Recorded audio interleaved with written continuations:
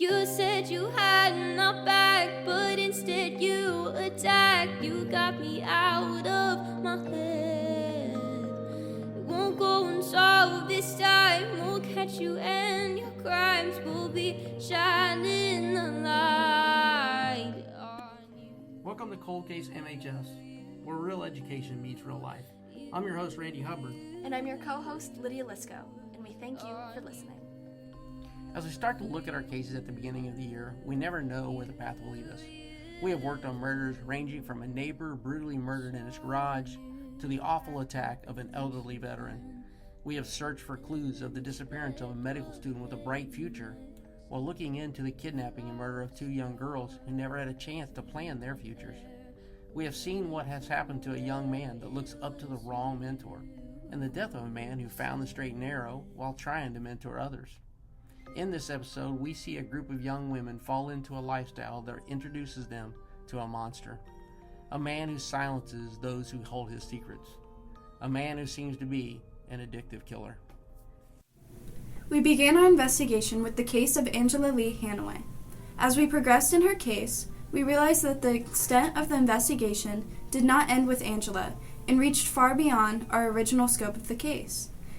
This led our investigation of many Springfield, Ohio cold cases with similarities. We aim to speak out for the victims that cannot, and provide peace and closure to the victims' families. We understand that for the families of the victims, these cases never go cold. As podcaster Shane Waters stated in the Minds Madness podcast, episode 129, the victims who will speak for are those that society unfortunately labels as, quote, throwaway people. These women were part of the 40 to 42 million prostitutes and 50% of people illicitly using drugs worldwide, and many overlooked their deaths because of the risky lifestyle that they led. They were all found around the same area as Springfield, Ohio, thus leading us to believe that their deaths could be an act of a potential serial killer.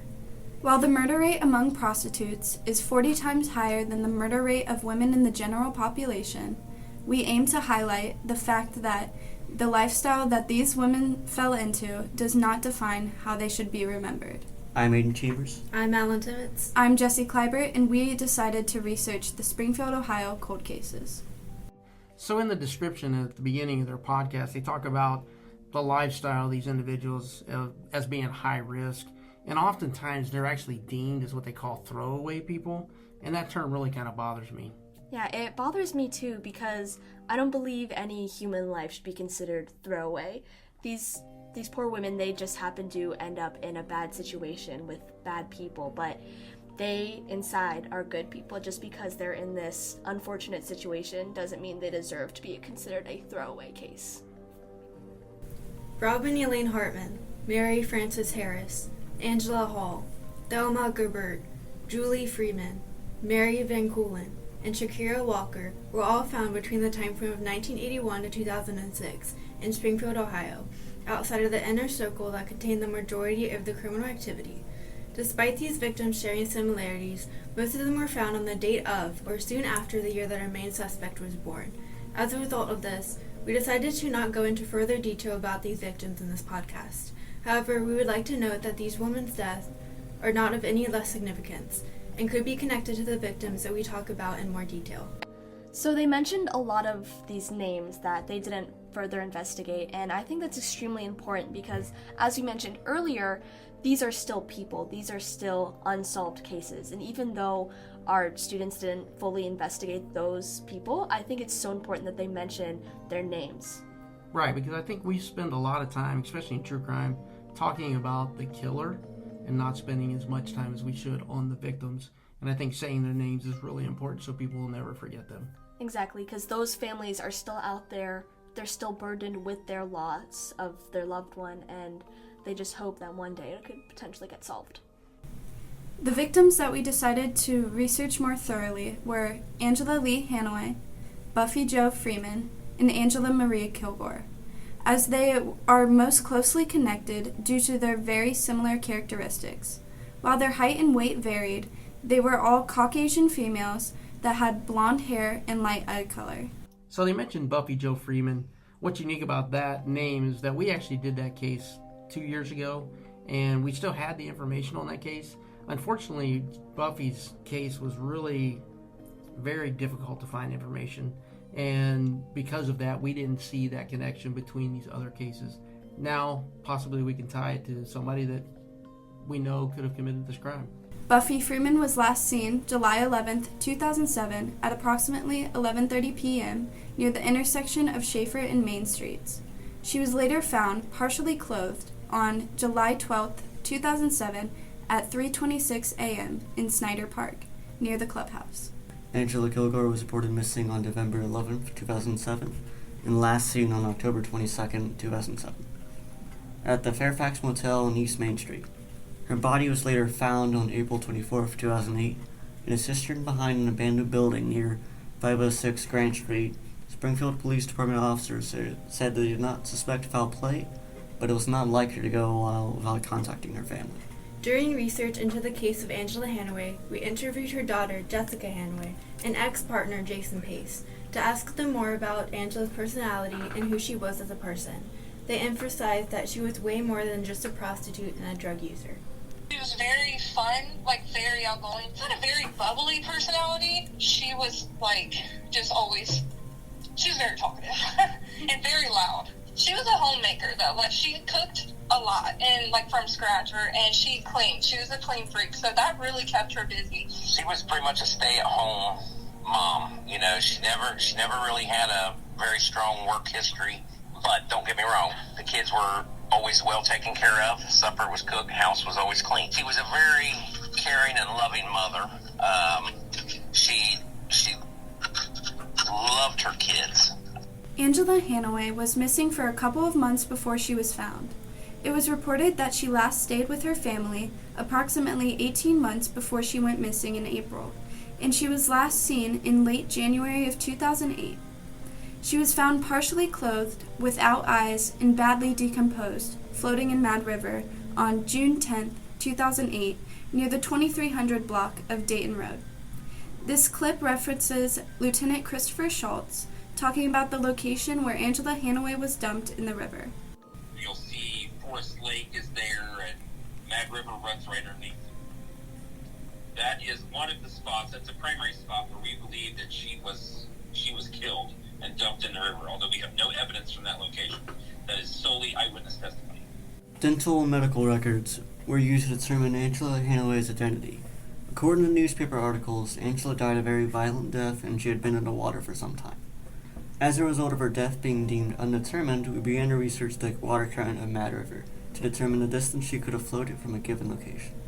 Using data from the United States Geological Survey, we found that in early June 2008, Mad River had a flood stage of approximately 11 on a scale of 0 to 12. According to Lieutenant Christopher Schultz, in early June of 2008, the area of Springfield, Ohio was flooded with massive amounts of rain, causing the river to become a torrent. In addition to this, Lieutenant Christopher Schultz also said that the 20 to 26 mile per hour wind speeds caused a stronger water current, allowing Angela Hanaway to float as far as 3 miles from where she was first dumped. Christopher Schultz also shared with us that some of Angela's belongings were found in the wooded area by Buck Creek, near Old Reed Park in 2021. Those belongings included her purse with identification card and other generic and common personal belongings inside. We believe that this location could be a secondary location where Angela Hanaway's body could have been disposed of. So the fact that she was found in the river, we had to do a lot of research on the weather at that time period, how fast the river moves, and to figure out how far she would travel down the river. Now, the reason I knew that is because in my case that I've been working on for a while, the Laney Gwinner case, I had to do the same thing. I had to go back to 1997, check the weather information, see how fast the Ohio River and the Great Miami River were moving to see if she could have made it from where she disappeared and where she was found. So it's important to look at all the factors when you're trying to figure out where she could have been put in the river and how she got to where she was. The first person of interest that we researched was Thomas Jason Roberts. In July 2004, he was convicted of assaulting and strangulating Angela Lee Hanaway. However, as a result of not being able to find any additional charges linking him to the case of Angela Lee Hanaway or other victims, we decided to look into additional potential suspects. This led to the name Prentice Rashawn Hare. We first came upon him because of articles from Springfield Sun linking him to the cases of Angela Hanaway, Buffy Freeman, and Angela Kilgore. I do think it's important to recognize that they did mention their first person of interest, and even though they didn't pursue him too much further because of the lack of information, they still included him because, like I said, there was a lack of information, but that caused them to pursue other potential persons of interest, such as Prentice Hare, who, as you guys will hear later in the podcast, they had a lot of information on, and they could really investigate deeply. He's a black male who's about 6'4" and 260 pounds.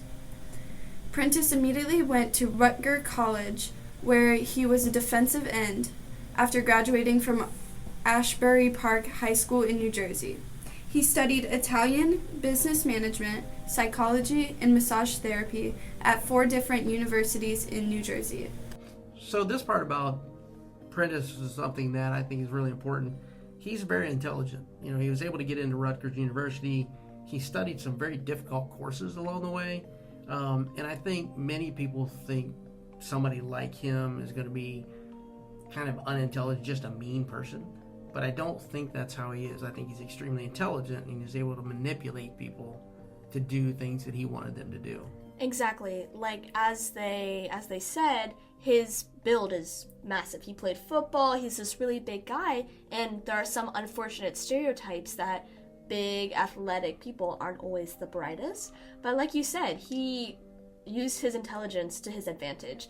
He took what people thought of him. They're, oh, he's just this big guy, he may not be very smart, but he was actually incredibly intelligent, and he used that to, like you said, manipulate people and get that to do what he wanted. And unfortunately, the unfortunate part about that is the things he wanted them to do were not good. He was reported to have been in Springfield, Ohio from 2006 to 2008, and it is a good possibility that he was a pimp to prostitutes and or a drug dealer. Prentice Hare's friend, Donald Lee Walton Jr., currently 63 years old, commonly known as Duck, was a resident of Springfield, Ohio from the time frame of 1971 to 2017, where we are unsure the exact date that Donald met Prentice. In an interview, he claimed that he met Prentice in 2005 or 2006. Prentice Hare and Donald Walton constantly had multiple prostitutes at their respective houses. Due to Donald's age, his friendship with Prentice Hare, and his lengthy criminal record, we believe that he could be a person of interest in the killing of the earliest victims, and potentially groomed Prentice Hare. It is a good possibility that Donald Walton was a pimp and or a drug user to prostitutes.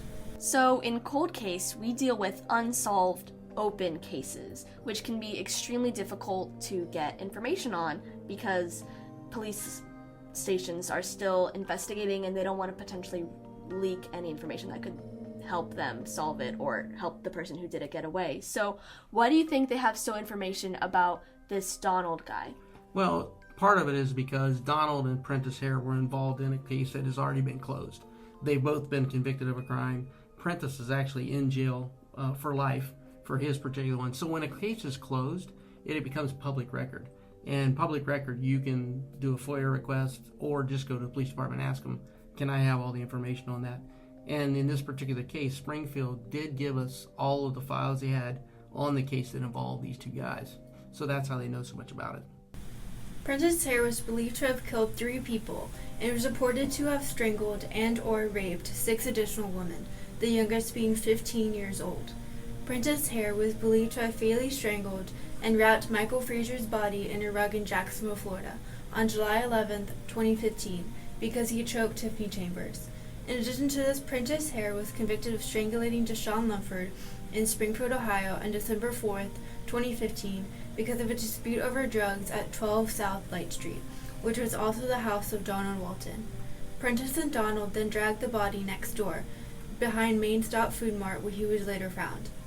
Prentice Hare was also convicted of killing Tiffany Chambers in 2015. She was a resident of Jacksonville, Florida, with similar physical characteristics to Angela Hanaway, Angela Kilgore, and Buffy Freeman. Tiffany Chambers was brought up to Springfield, Ohio, and fatally strangled by Prentice Hare on July 16, 2015, behind 144 West Pleasant Street, while Carmela Rivera, Prentice's friend, and Hannah Whitman, Prentice's girlfriend, kept watch. Tiffany was killed because she was a witness to the murder of Michael Frazier. Prentice then made Hannah Whitman poke at Tiffany's eyes. They then moved the body to Greene County, Ohio, and placed it in the woods. On May 1st, 2016, almost a year after the date she was last seen, her skeletal remains were recovered scattered along Elam Road near Xenia, Ohio. As a result of Prentice Hare's violent tendencies, we decided to look into disorders from the Diagnostic and Statistical Manual of Mental Disorders, or the DSM-5, that corresponded with his personality and actions. Through our research, we believe that Prentice could have had antisocial personality disorder. This disorder is almost exclusively diagnosed in men serving time for violent crimes. They are manipulative, charming, and of high intelligence. They show little to no remorse, sympathy, or empathy to those they hurt or to law enforcement. As a result of these qualities, we believe that Prentice Hare is also a psychotic killer. As said by Christopher Schultz, he is not a serial killer, the same as a mafia hitman isn't a serial killer. Prentice didn't plan out his killings like a serial killer would. Rather, he spontaneously killed out of rage. So in this particular case, they talked about he's not really a serial killer. Serial killers are known to be very ritualistic about what they do. They find their victims, they hunt them down, they have a specific modus of operandi to commit that crime, and they do it over a period of time, and they can't stop, supposedly. But he's a little bit different. So how is he different? So it's easy to label people who kill a lot of people as a serial killer, but because that's what the media portrays, that's like, oh, serial killer, as you see in many TV shows. But especially with Prentice, he was out to protect himself. Like, as you said, he doesn't have any of these things that most typical serial killers have. He didn't have a hankering to kill people. He didn't have a specific type of people he wanted to kill. He was out to protect himself. All of his victims had something against him, and he was worried that they were going to use it to harm him or his business, and so he killed them because it was the right time. It's what we call an opportunist killer, because it wasn't planned out. It was, oh, this person has something on me, and I need to protect myself. Exactly. You know, and the thing about him is when you listen to him in his interviews, he is very arrogant, very manipulative, and he tries to actually intimidate the police officers during the interview. So for him, it's all about the respect and being, you know, I'm in charge, and if you don't like it, I'm going to kill you. Prentice made it known that he could do whatever he wanted to anyone, whether they gave him a reason to or not. Regarding his personality and psychopathic acts, we questioned why Prentice chose Springfield, Ohio. This clip is of Prentice explaining himself, in addition to Carmela Rivera referring to a path that Prentice disposed of bodies near, plus an abandoned house. You were talking about killing anybody? Yeah, he said, I think there was a girl or something that he killed. And he said, Out here before he he left. Okay, did he talk about that? What did he say about that? She was a prostitute. Did he say how he killed her? Not really. I think it was in a house, abandoned house. I lived in Springfield. It was one of the most comfortable places I ever lived. Real. And when it came time to go someplace else, I didn't want to be anywhere else except Springfield. So in this next clip, you're going to hear Carmelo talk about Buck Creek Trail. It's the area that him and Prentice possibly went to get rid of a body, or where Prentice says he got rid of one. It's the river. Okay, so you're near the river. By Burnett, there's a trail, park, okay. Trails. What did he say he did there? That he killed a girl. That was his spot. There's nothing around. According to Buffy Freeman's case file, her hyoid bone was broken. According to Tiffany Chambers' case file, she was found without her hyoid bone. The hyoid bone is a very fragile bone that is located near the jaw. It is easily broken when the neck has endured some form of trauma. As a result of the common similarities between how these victims died, we believe that Angela Hanaway's hyoid bone could have also been broken. When working on cold cases, we typically want to stay away from assumptions, because once you think of an assumption, you may deem it as fact, even if though you may not have all of the information. So they do make an assumption with Angela Hanaway and assuming her hyoid bone was broken, but because of the other cases that they have and how similar they are, this is a safer assumption to make, because Prentice, like they said earlier, liked to use his hands, and if they believed Prentice killed Angela Hanaway, it is safe to assume that her hyoid was broken. So they didn't completely go in blind just saying, oh, we think that her hyoid broken is because of whatever. They actually have an understandable reason as to why they think that. In addition to similarities to the way these women were killed and the tendency of Prentice to kill with his bare hands, we would also like to point out the facts that Angela Kilgore and Angela Hanaway possibly knew each other because of them both working in the medical field in the Springfield area. Their involvement in nursing could have possibly started their drug use. While we did not go into much detail about this within the podcast, Prentice Hare tended to hang out with older people like Donald Walton. Such people could have groomed his violent tendencies and possibly helped him familiarize himself with the area of Springfield, Ohio. Prentice showed up to Buffy Jo Freeman's house after she was murdered, and he ate dinner with her family.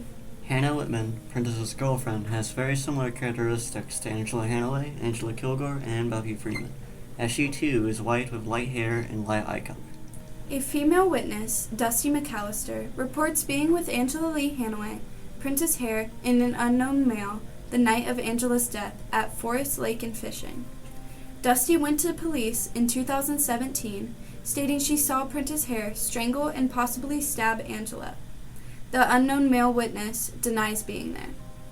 Since we became so invested in these cases, we decided to visit important locations in Springfield, Ohio. This allowed us to get a better understanding of the area our victims were around. We also realized that important locations in these cases were closer than we originally thought. West Main Street, where Prentice and Donald lived, also included Klosterman's Bakery, where Prentice worked, Main Stop Food Mart, a little grocery store, Night Owl Tavern, a bar, and a soup kitchen, where they all ate. This road, West Main Street, had everything these men needed. Some of our victims even went missing and or were found on this road or close by. So this group was extremely dedicated. As a matter of fact, they planned to go up to Springfield and go look at all these places. And of course, me being the responsible adult, I felt like that was a little risky. So I made sure that one of their fathers went with them, but I also met them there. So we went on the field trip. We looked at all these different places that they had pointed out as important places to the case. We even went to a reservoir and found Buck Creek and found a bike path, which we think Carmelo was talking about in the interviews. So we think maybe we found the location he was talking about.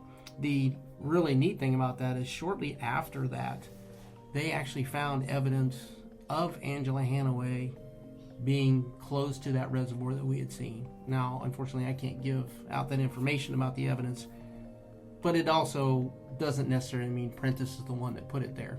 But it was just kind of unique and kind of, I don't know, it's just weird to know that we thought we found the place that he was talking about and there was evidence found there later. Yeah, and I think that dedication that they have to go to that area shows what we want out of this cold case program, because I remember they would stay after school every single day. They constantly worked. They took over Mr. Hubbard's entire room with their information, their whiteboards. One, because they had so much because of the 3 cases they were juggling, but also because it shows how much they truly cared about their victims and the people that were murdered.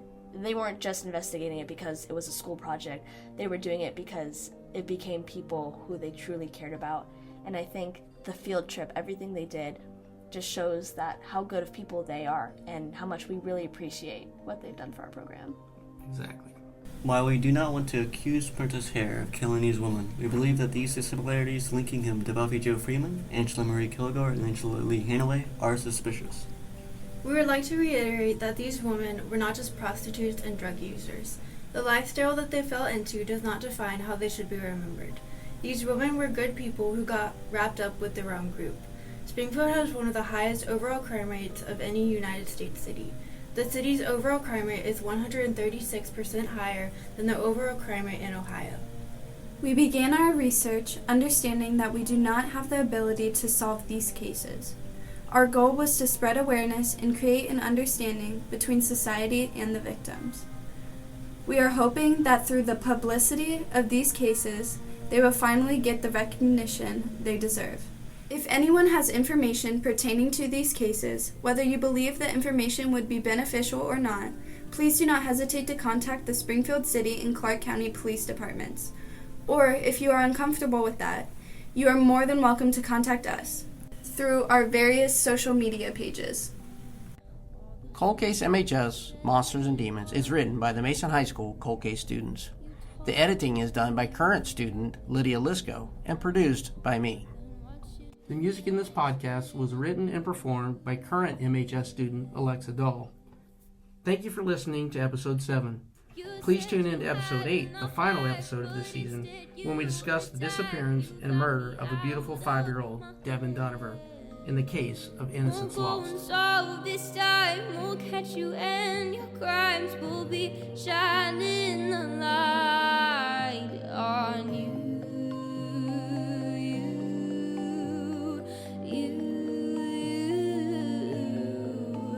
On you.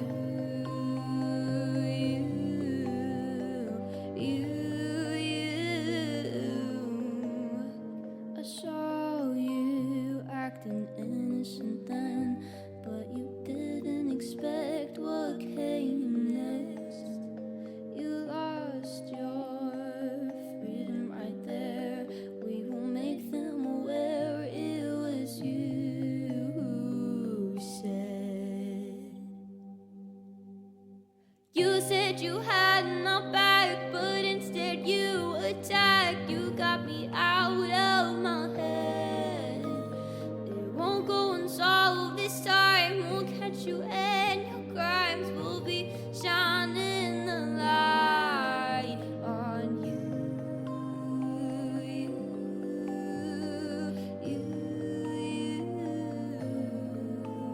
On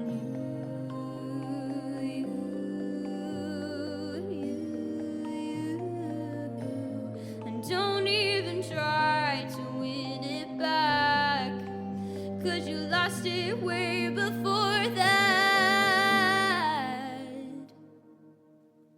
You said you had my back, but instead you attacked. You got me out of my head.